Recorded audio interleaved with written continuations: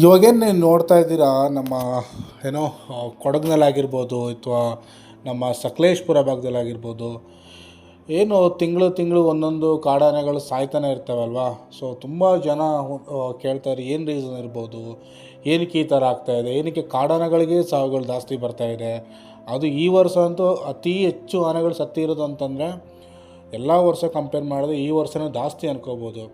So ಏನಾಗ್ತಾಯಿದೆ ಏನು ಎತ್ತ ಅಂತ ಕೇಳ್ತಾ ಇದ್ರಿ. ಸೊ ಕೆಲವು ಕಡೆ ಎವಿಡೆಂಟಾಗಿ ನಮಗೆ ರೀಸನ್ ಸಿಕ್ಕಿದೆ. ಏನೋ ಕರೆಂಟ್ ಶಾಕಿಂದ ಕೆಲವು ಆನೆಗಳು ಮೃತಪಟ್ಟಿರುವಂಥ ನೀವು ನೋಡ್ಬೋದು. ನಮ್ಮ ಸಕಲೇಶಪುರ ಭಾಗದಲ್ಲಿ ಮೊನ್ನೆ ಒಂದು ಆನೆ ತೀರ್ಕೊಳ್ಳುತ್ತಲ್ವ, ಅದು ಕರೆಂಟ್ ಶಾಕಿಂದ ತೀರ್ಕೊಂಡಿರೋಂಥ ಆನೆ. ನಂತರ ನಮ್ಮ ಕೊಡಗಿನಲ್ಲಿ ನಾಪಕ್ಕಲ್ ಭಾಗದಲ್ಲಿ ಒಂದು ಆನೆ ತೀರ್ಕೊಳ್ಳುತ್ತೆ ಲಾಸ್ಟ್ ವೀಕು, ಹೆಣ್ಣಾನೆ. ಅದು ಏನಾಯಿತು ಅಂತಲೇ ಗೊತ್ತಿಲ್ಲ. ಗುಂಪಿನಲ್ಲಿ ಬಂದಂಥ ಆನೆ ಇದಕ್ಕಿದ್ದಂಗೆ ಸತ್ತಿರುತ್ತೆ. ಯಾರೂ ಅದ್ರ ಬಗ್ಗೆ ತನಿಖೆ ಮಾಡೋಕ್ಕೂ ಹೋಗಲಿಲ್ಲ.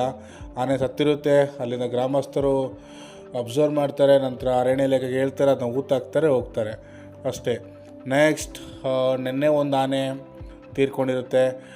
ಅದ್ರ ಬಗ್ಗೆ ಏನಾಗಿದೆ ಅಂತಲೇ ಗೊತ್ತಿಲ್ಲ. ಕೆಲವರು ಹೇಳ್ತಾರೆ ಹಾರ್ಟ್ ಅಟ್ಯಾಕ್ ಆಗಿರ್ಬೋದು ಅಂತ, ಇಲ್ಲ ಕೆಲವರು ಹೇಳ್ತಾರೆ ಏನಾದರೂ ಪಾಯ್ಸನ್ನು ಆ ಥರದ್ದೇನಾದರೂ ಅಂದರೆ ಆ ಥರದ್ದೇನಾದರೂ ಸೊಪ್ಪು ಗಿಪ್ಪು ತಿಂದು ಆ ಥರ ಆಗಿರಬೇಕು, ಜೀರ್ಣಶಕ್ತಿ ಆಗದೇ ಸತ್ತಿರಬೇಕು ಅಂತ. ಇನ್ನು ಕೊನೆಯದಾಗಿ ನಮ್ಮ ಪಾಲಿಪೇಟ ಭಾಗದಲ್ಲಿ ಒಂದು ಆನೆ ತೀರ್ಕೊಳ್ಳುತ್ತೆ.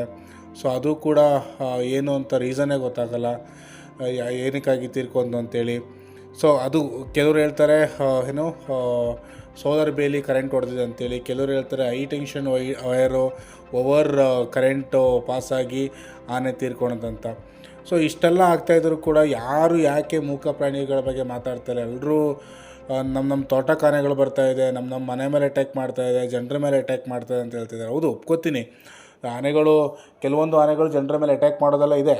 ನಾನು ಆಚೆ ವರ್ಷ ಮಾತಾಡಬೇಕಾಗುತ್ತೆ. ಒಂದು ಕಡೆ ಆನೆಗಳ ಬಗ್ಗೆ ಮಾತಾಡೋಕೆ ಹೋದರೆ ಒಂದು ಕಡೆ ಜನರ ಸೇಫ್ಟಿನೂ ಮುಖ್ಯ ಆಗುತ್ತೆ. ಹೌದು, ಬಟ್ ಆದರೆ ನಾನು ಹೇಳ್ತಾ ಇರೋದು, ತೋಟನ ಸೇಫ್ ಮಾಡಬೇಕಂತೇಳಿ ಹೈ ಪವರ್ ಕರೆಂಟ್ಗಳನ್ನ ಏನು ಹಾಕಬೇಕು, ಹೈ ಪವರ್ ಕರೆಂಟ್ ಹಾಕೋದು ಬೇಡ ಅಂತ ಹೇಳ್ತಾರೆ. ಅಟ್ಲೀಸ್ಟ್ ಈ ಆನೆಗಳು ಸೊಂಡ್ಲು ಮುಟ್ಟಿದಾಗ ಸೋಲಾರ್ನ ಸ್ವಲ್ಪ ಕರೆಂಟ್ ಪಾಸಾಗ ನಂತರ ಆನೆಗಳು ಓಡೋಗೋಗುತ್ತೆ, ಮತ್ತು ಒಳಗೆ ಬರೋಕ್ಕೆ ಅವು ಏನೋ ಪ್ರಯತ್ನ ಪಡಲ್ಲ. ಬಟ್ ಆದರೆ ಕೆಲವು ಕಡೆ ಹೆವಿ ಕರೆಂಟ್ಗಳನ್ನ ಹಾಕ್ತಾರೆ.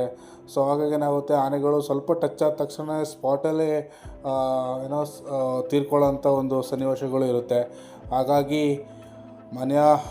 ಅರಣ್ಯ ಅಧಿಕಾರಿಗಳು ನನ್ನ ವೀಡಿಯೋನ ಯಾರಾದರೂ ನೋಡ್ತಾ ಇದ್ದರೆ ದಯವಿಟ್ಟು ಸ್ವಲ್ಪ ನಮ್ಮ ಆನೆಗಳ ಬಗ್ಗೆ ಕರುಣೆ ಇರಲಿ. ನಾನು ಹೇಳ್ತೀನಿ ನೋಡಿ, ಕೊಡಗೇಲಿ ಆನೆ ಬರ್ತಿರೋದು ಇದೇನು ಹೊಸದಲ್ಲ. ನಮ್ಮ ಸಕಲೇಶಪುರದಲ್ಲಿ ಆನೆಗಳು ಬರ್ತಿರೋದು ಏನು ಹೊಸದಲ್ಲ. ವರ್ಷನೂ ಕೂಡ ಆನೆಗಳು ಬರುತ್ತೆ, ಬಂದು ಅಲ್ಲಿರುವಂಥ ಹಲಸಿನಕಾಯಿ ತಿನ್ಕೊಂಡು ಹೋಗುತ್ತೆ, ಬಾಳೆ ಬೆಳೆದಿರೋ ಬಾಳೆ ತಿನ್ಕೊಂಡು ಹೋಗುತ್ತೆ. ನಮ್ಮ ರೈತರು ಕೂಡ ತುಂಬ ಎಕ್ಸ್ಪರ್ಟು. ಎಲ್ಲಿ ಆನೆಗಳು ಬರ್ತಾಯಿದೆ ಅಲ್ಲಿ ಈ ಬಾಳೆಹಣ್ಣು, ಬಾಳೆಕಾಯಿ ಆಗಿರ್ಬೋದು, ಹಾಗೆ ತಿನ್ನುವಂಥ ಹಣ್ಣಿನ ಪದಾರ್ಥಗಳು ಏನಿದೆ ಅಂಥ ಬೆಳೆಗಳನ್ನ ಬೆಳೆಯೋದೇ ಇಲ್ಲ ಅವರು ಕ್ಲಿಯರಾಗಿ ಗೊತ್ತಿರುತ್ತೆ ಇಲ್ಲಿಗೆ ಆನೆಗಳು ಬಂದೇ ಬರುತ್ತೆ ಅಂತೇಳಿ. ಆನೆಗಳು ಬರೋದು ಒಂದೇ ಒಂದು ರೀಸನ್, ಈಗ ಹಲಸಿನಕಾಯಿ ಸ್ಮೆಲ್ಗೆ ಬರುತ್ತೆ ಅಷ್ಟೇ. ಹಲಸಿನಕಾಯಿ ಬಿಟ್ಟರೆ ಬೇರೆ ಏನೂ ತಿನ್ನಲ್ಲ. ನೀವು ಅನ್ಕೋಬೋದು ಕಾಫಿ ತೋಟದಲ್ಲಿ ಕಾಫಿ ಎಲೆಲ್ಲ ತಿನ್ನೋತ್ತೆ ಅಂತೇಳಿಲ್ವ, ಕಾಫಿ ಎಲೆಲ್ಲ ಮುಟ್ಟೋದೇ ಇಲ್ಲ, ಒಳ್ಳೆ ಮೆಣಸು ಮುಟ್ಟೋದೇ ಇಲ್ಲ. ಅದು ತಿನ್ನೋದು ಒಂದೇ.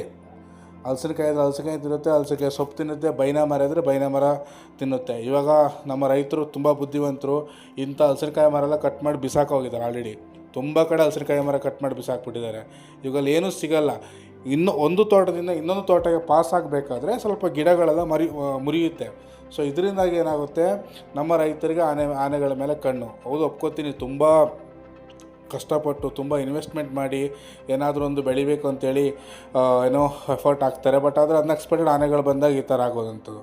ಬಟ್ ನಾನು ರೈತರ ಹತ್ರ ಒಂದು ರಿಕ್ವೆಸ್ಟ್ ಮಾಡೋದು, ಆದಷ್ಟು ನಿಮ್ಮ ಜಮೀನುಗಳಿಗೇನಾದರೂ ಬೇಲಿ ಹಾಕೋದಿದ್ರೆ ಎದುರಿಸೋಂಥದ್ದು ಕರೆಂಟ್ನ ಕೊಡಿ. ಅಂದರೆ ಸ್ವಲ್ಪ ಲೈಟ್ ಪವರ್ನ ಕರೆಂಟ್ಗಳನ್ನ ಕೊಡಿಬಿಟ್ರೆ, ಕರೆಂಟ್ ಅನ್ನೋಕ್ಕಿಂತ ಸೋಲಾರ್ನ ಕೊಡೋದು ಬಿಟ್ಟರೆ ಜಾಸ್ತಿ ಪವರ್ನೆಲ್ಲ ಮಾಡೋಕ್ಕೆ ಹೋಗಬೇಡಿ. ಆನೆಗಳು ಕೂಡ ಎಲ್ಲ ಪ್ರಾಣಿಗಳು ಕೂಡ ನಮಗೆ ಮುಖ್ಯವಿರೋಂಥದ್ದೇ. ಸೊ ನಾವು ಮಾತ್ರ ಬದುಕಬೇಕು, ವನ್ಯಜೀವಿಗಳು ಬದುಕಬೇಡ ಅನ್ನೋದನ್ನ ಬಿಟ್ಟು ಸೊ ನಾನು ಹೇಳ್ದಾಗೆ ಸ್ವಲ್ಪ ಲೈಟ್ ಪವರ್ಗಳನ್ನ ಹಾಕಿ ಅನ್ನುತ್ತೀನಿ.